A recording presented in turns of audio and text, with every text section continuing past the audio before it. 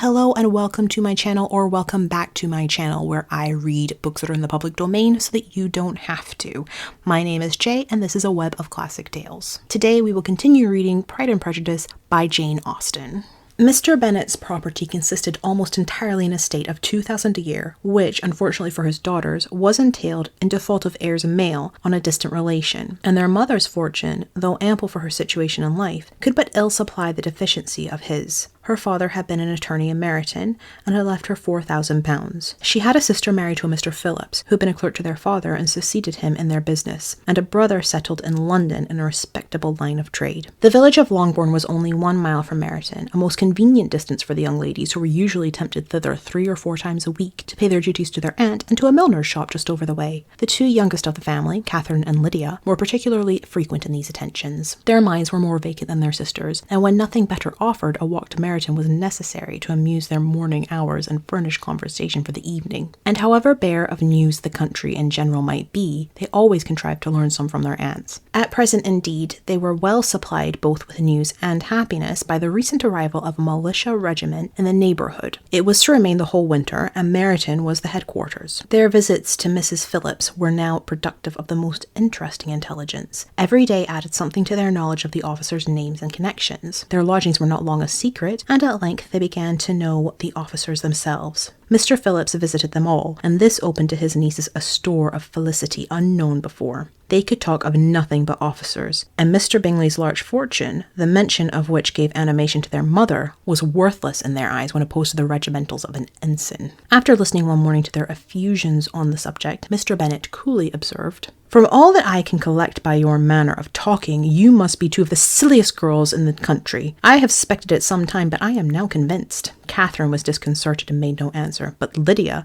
with perfect indifference, continued to express her admiration of Captain Carter, and her hope of seeing him in the course of the day, as he was going the next morning to London. "I am astonished, my dear," said Mrs. Bennet, "that you should be so ready to think your own children silly. If I wish to think slightingly of anybody's children, it should not be of my own, however. If my children are silly, I must hope to always be sensible of it."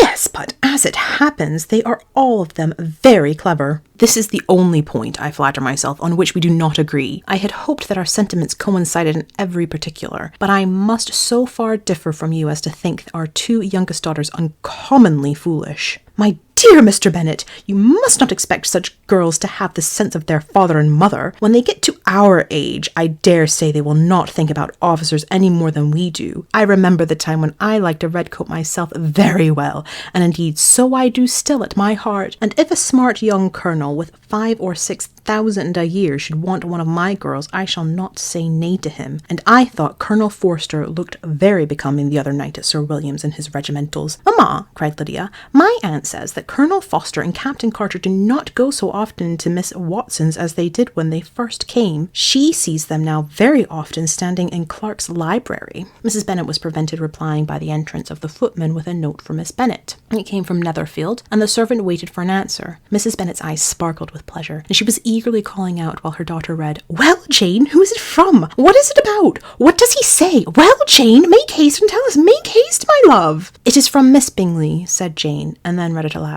"My dear friend, if you are not so compassionate as to dine today with Louisa and me, we shall be in danger of hating each other for the rest of our lives, for a whole day's tete-a-tete between 2 women can never end without a quarrel. Come as soon as you can on receipt of this. My brother and the gentleman are to dine with the officers. Yours ever, Caroline Bingley." "With the officers!" cried Lydia. "I wonder my aunt did not tell us of that."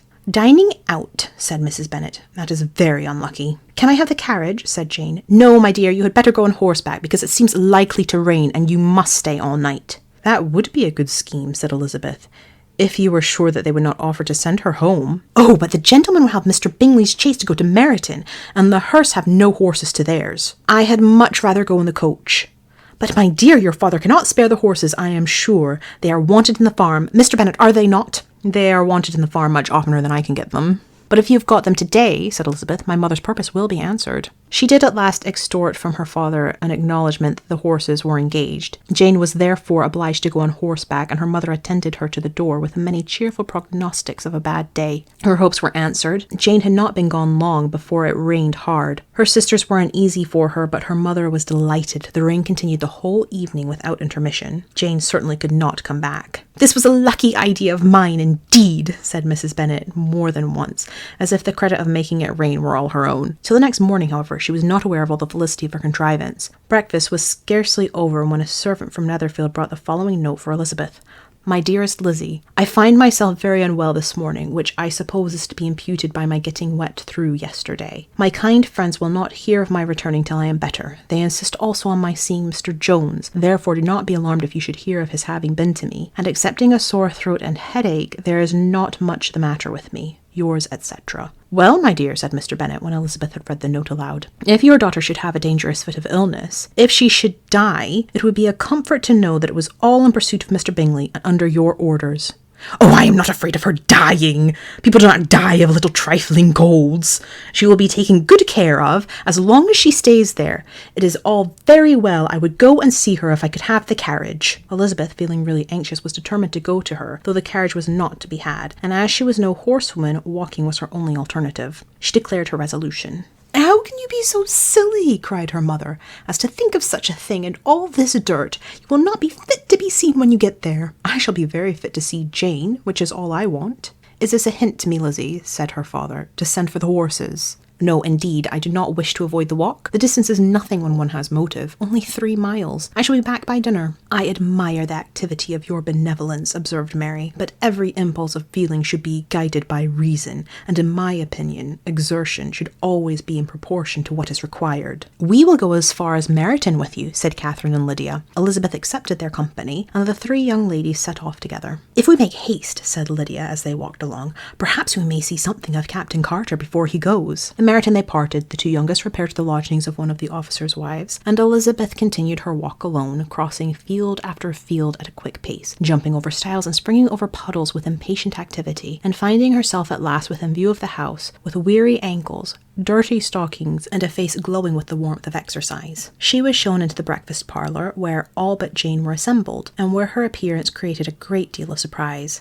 That she should have walked 3 miles so early in the day, in such dirty weather, and by herself, was almost incredible to Mrs. Hurst and Miss Bingley, and Elizabeth was convinced that they held her in contempt for it. She was received, however, very politely by them, and in their brother's manners there was something better than politeness. There was good humour and kindness. Mr. Darcy said very little, and Mr. Hurst nothing at all. The former was divided between admiration of the brilliancy which exercise had given her complexion, and doubt as to the occasions justifying her coming so far alone. The latter was thinking only of his breakfast. Her inquiries after her sister were not very favourably answered. Miss Bennet had slept ill, and though up, was very feverish, and not well enough to leave her room. Elizabeth was glad to be taken to her immediately, and Jane, who had only been withheld by the fear of giving alarm or inconvenience from expressing in her note how much she longed for such a visit, was delighted by her entrance. She was not equal, however, to much conversation, and when Miss Bingley left them together, could attempt little besides expressions of gratitude for the extraordinary kindness she was treated with. Elizabeth silently attended her. When breakfast was over, they were joined by the sisters, and Elizabeth began to like them herself when she saw how much affection and solicitude they showed for Jane. The apothecary came, and having examined his patient, said, as might be supposed, that she had caught a violent cold, and that they must endeavour to get the better of it, advised her to return to bed, and promised her some draughts. The advice was followed readily, for the feverish symptoms increased, and her head ached acutely. Elizabeth did not quit her room for a moment, nor were the other ladies often absent. The gentlemen being out, they had, in fact, nothing to do elsewhere. When the clock struck 3, Elizabeth felt that she must go, and very unwillingly said so. Miss Bingley offered her the carriage, and she only wanted a little pressing to accept it, when Jane testified such concern in parting with her that Miss Bingley was obliged to convert the offer of the chaise to an invitation to remain at Netherfield for the present. Elizabeth most thankfully consented, and a servant was dispatched to Longbourn to acquaint the family with her stay and bring back a supply of clothes. At 5 o'clock, the 2 ladies retired to to dress,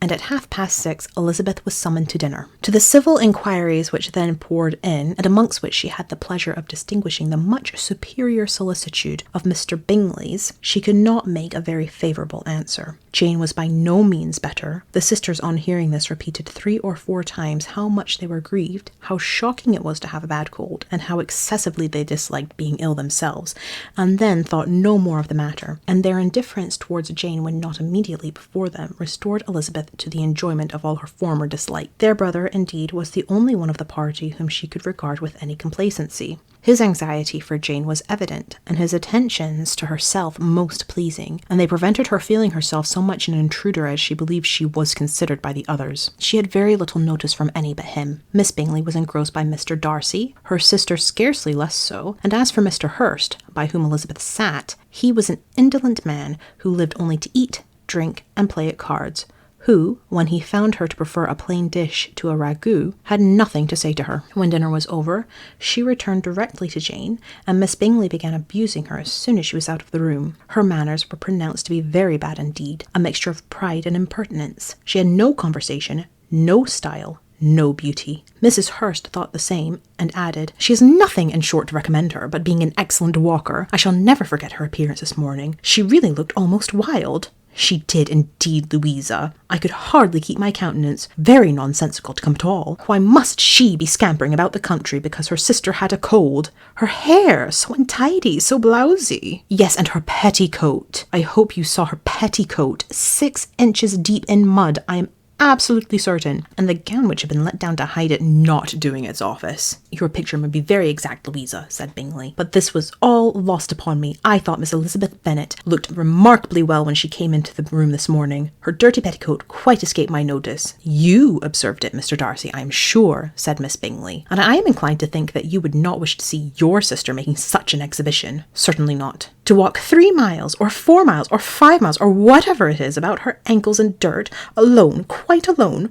What could she mean by it? It seems to me to show an abominable sort of conceited independence, a most country town indifference to decorum." "It shows an affection for her sister that is very pleasing," said Bingley. "I am afraid, Mr. Darcy," observed Miss Bingley in a half-whisper, "that this adventure has rather affected your admiration of her fine eyes." "Not at all," he replied. "They were brightened by the exercise." A short pause followed this speech, and Mrs. Hurst began again. "I have an excessive regard for Miss Jane Bennet. She is really a very sweet girl, and I wish with all my heart she were well settled. But with such a father and mother, and such low connections, I am afraid there is no chance of it." "I think I have heard you say that their uncle is an attorney in Meryton?" "Yes, and they have another who lives somewhere near Cheapside."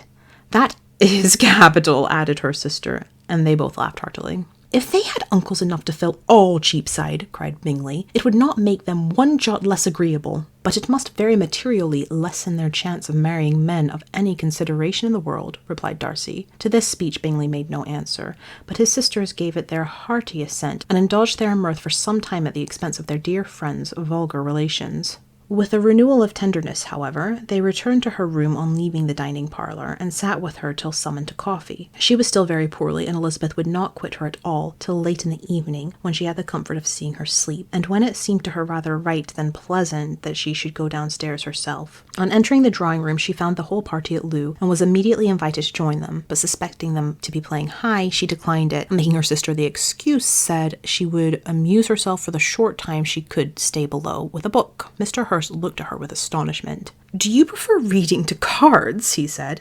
"That is rather singular." "Miss Eliza Bennet," said Miss Bingley, "despises cards. She is a great reader, and has no pleasure in anything else." "I deserve neither such praise nor such censure," cried Elizabeth. "I am not a great reader, and I have pleasure in many things." "In nursing your sister, I am sure you have pleasure," said Bingley, "and I hope it will be soon increased by seeing her quite well." Elizabeth thanked him from her heart, and then walked towards the table where a few books were lying. He immediately offered to fetch her others, all that his library offered. "And I wish my collection were larger for your benefit and my own credit, but I am an idle fellow, and though I have not many, I have more than I ever looked into." Elizabeth assured him that she could suit herself perfectly with those in the room. "I am astonished," said Miss Bingley, "that my father should have left so small a collection of books. What a delightful library you have at Pemberley, Mr. Darcy." "It ought to be good," he replied. "It has been the work of many generations." And then you have added so much to it yourself. You are always buying books.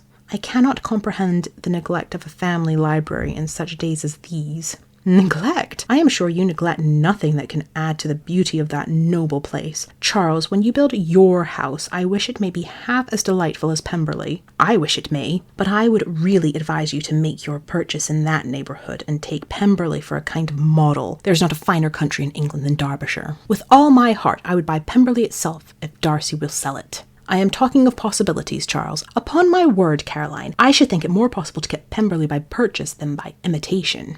Elizabeth was so much caught with what passed as to leave her very little attention for her book, and soon laying it wholly aside, she drew near the card table and stationed herself between Mr. Bingley and his eldest sister to observe the game. Is Miss Darcy much grown since the spring? Said Miss Bingley. Will she be as tall as I am? I think she will. She is now about Miss Elizabeth Bennet's height, or rather taller. How I long to see her again. I never met with anybody who delighted me so much. Such a countenance, such manners, and so extremely accomplished for her age. Her performance on the pianoforte is exquisite. It is amazing to me, said Bingley, how young ladies can have patience to be so very accomplished as they all are. All young ladies accomplished? My dear Charles, what do you mean? Yes, all of them, I think. They all paint tables, cover screens, and net purses. I scarcely know anyone who can do all this, and I am sure I never heard a young lady spoken of for the first time without being informed that she was very accomplished. Your list of the common extent of accomplishments, said Darcy, has too much truth. The word is applied to many a woman who deserves it no otherwise than by netting a purse or covering a screen. But I am very far from agreeing with you in your estimation of ladies in general. I cannot boast of knowing more than half a dozen in the whole range of my acquaintance that are really accomplished. Nor I am sure, said Miss Bingley. Then, observed Elizabeth, you must comprehend a great deal in your idea of an accomplished woman. Yes, I do comprehend a great deal in it. Oh, certainly, cried his faithful assistant. No one can be really esteemed accomplished who does not greatly surpass what is usually met with. A woman must have a thorough knowledge of music, singing, drawing, dancing, and the modern languages to deserve the word. And besides all this, she must possess a certain something in her air and manner of walking, the tone of her voice, her address and expressions, or the word will be but half deserved. All this she must possess, added Darcy, and to all this she must yet add something more substantial in the improvement of her mind by extensive reading. I am no longer surprised at your knowing only 6 accomplished women. I rather wonder now at your knowing any. Are you so severe on your own sex as to doubt the possibility of all this? I never saw such a woman. I never saw such capacity and taste and application and elegance as you describe united. Mrs. Hurst and Miss Bingley both cried out against the injustice of her implied doubt, and were both protesting that they knew many women who answered this description, when Mr. Hurst called them to order with bitter complaints of their inattention to what was going forward. As all conversation was thereby at an end, Elizabeth soon afterwards left the room. Elizabeth Bennet, said Miss Bingley when the door was closed on her, is one of those young ladies who seek to recommend themselves to the other sex by undervaluing her own, and with many men I dare say it succeeds, but in my opinion it is a paltry device and a very mean art. Undoubtedly, replied Darcy, to whom this remark was chiefly addressed. There is a meanness in all the arts which ladies sometimes condescend to employ for captivation. Whatever bears affinity to cunning is despicable. Miss Bingley was not so entirely satisfied with this reply as to continue the subject. Elizabeth joined them again, only to say that her sister was worse, and that she could not leave her. Bingley urged Mr. Jones being sent for immediately, while his sisters, convinced that no country advice could be of any service, recommended and expressed to town for one of the most eminent physicians. This she would not hear of, but she was not so unwilling to comply with their brother's proposal, and it was settled that Mr. Jones should be sent for early in the morning if Miss Bennet were not decidedly better. Bingley was quite uncomfortable. His sisters declared that they were miserable. They solaced their wretchedness, however, by duets after supper, while he could find no better relief to his feelings than by giving his housekeeper directions that every attention might be paid to the sick lady and her sister. Elizabeth passed the chief of the night in her sister's room, and in the morning had the pleasure of being able to send a tolerable answer to the inquiries which she very early received from Mr. Bingley by a housemaid, and some time afterwards from the 2 elegant ladies who waited on his sisters. In spite of this amendment, however, she requested to have a note sent to Longbourn, desiring her mother mother to visit Jane and form her own judgment of the situation. The note was immediately dispatched, and its contents as quickly complied with. Mrs. Bennet, accompanied by her 2 youngest girls, reached Netherfield soon after the family breakfast. Had she found Jane in any apparent danger, Mrs. Bennet would have been very miserable, but being satisfied on seeing her that her illness was not alarming, she had no wish of her recovering immediately, as her restoration to health would probably remove her from Netherfield. She would not listen, therefore, to her daughter's proposal of being carried home. Neither did the apothecary, who arrived about the same time, think it at all advisable. After sitting a little while with Jane, on Miss Bingley's appearance and invitation, the mother and 3 daughters all attended her into the breakfast parlour. Bingley met them with hopes that Mrs. Bennet had not found Miss Bennet worse than she expected. "Indeed I have, sir," was her answer. "She is a great deal too ill to be moved. Mr. Jones says we must not think of moving her. We must trespass a little longer on your kindness." "Removed!" cried Bingley. "It must not be thought of. My sister, I am sure, will not hear of her removal." "You may depend upon it, madam," said Miss Bingley with cold civility, "that Miss Bennet will receive every possible attention while she remains with us."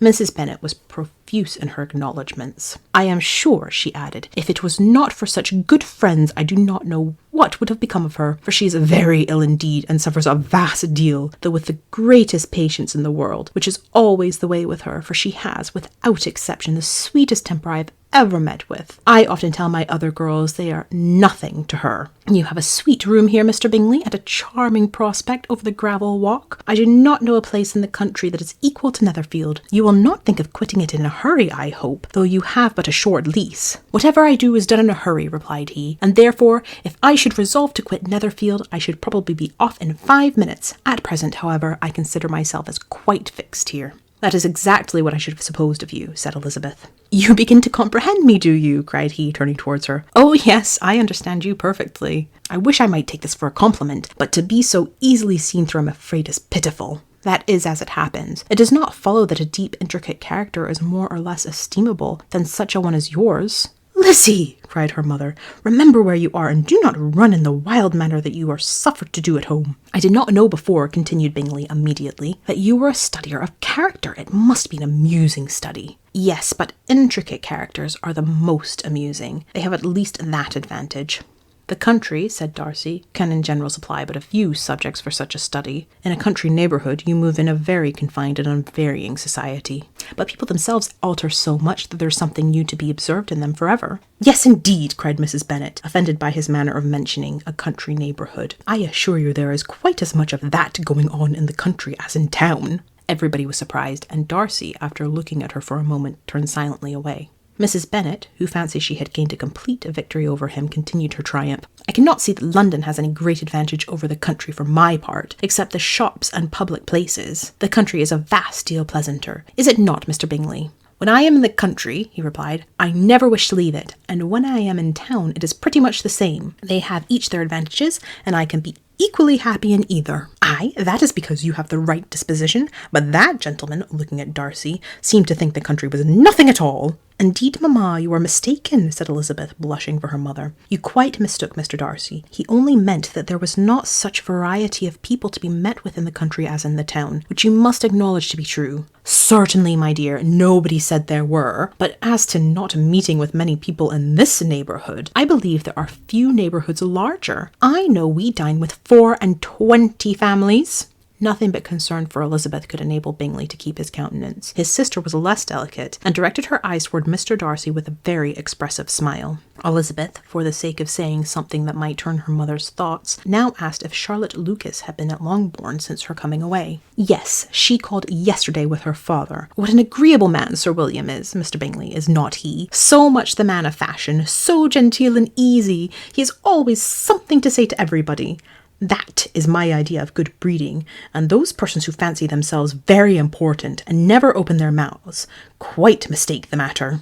"Did Charlotte dine with you?" "No, she would go home. I fancy she was wanted about the mince pies. For my part, Mr. Bingley, I always keep servants that can do their own work. My daughters are brought up very differently, but everybody is to judge for themselves, and the Lucases are very good sort of girls, I assure you. It is a pity they are not handsome. Not that I think Charlotte so very plain, but then she is our particular friend. She seems a very pleasant young woman." "Oh dear, yes, but you must own she is very plain. Lady Lucas herself has often said so, and envied me Jane's beauty. I do not like to boast of my own child, but to be sure, Jane. One does not often see anybody better looking. It is what everybody says. I do not trust my own partiality. When she was only 15, there was a man at my brother Gardner's in town, so much in love with her that my sister-in-law was sure he would make her an offer before we came away.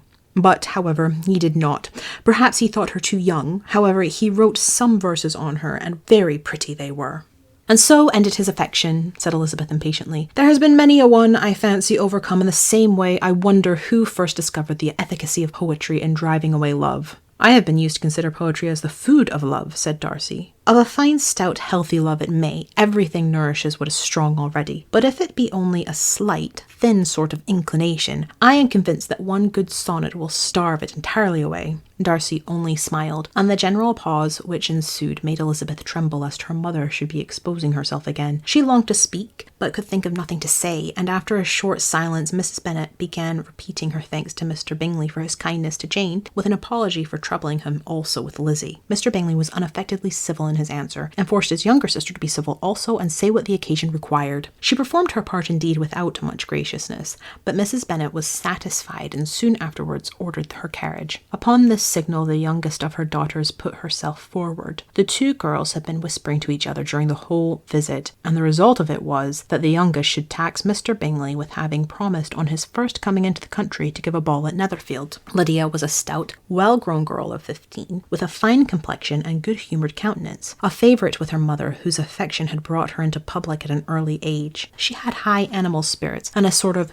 natural self-consequence, which the attention of the officers to whom her uncle's good dinners and her own easy manners recommended her had increased into assurance. She was very equal, therefore, to address Mr. Bingley on the subject of the ball, and abruptly reminded him of his promise, adding that it would be the most shameful thing in the world if he did not keep it. His answer to this sudden attack was delightful to their mother's ears. "I am perfectly ready, I assure you, to keep my engagement, and when your sister is recovered, you shall, if you please, name the very day of the ball, but you would not wish to be dancing when she is ill." Lydia declared herself satisfied. "Oh yes, it would be much better to wait till Jane was well, and by that time most likely Captain Carter would be at Meryton again, and when you have given your ball," she added, "I shall insist on their giving one also. I shall tell Colonel Forster. It will be quite a shame if he does not." Mrs. Bennet and her daughters then departed, and Elizabeth returned instantly to Jane, leaving her own and her relations' behaviour to the remarks of the two ladies and Mr. Darcy. The latter of whom, however, could not be prevailed on to join in their censure of her, in spite of all Miss Bingley's witticisms on fine eyes. Thank you for listening. This has been Pride and Prejudice, chapters 7 through 9.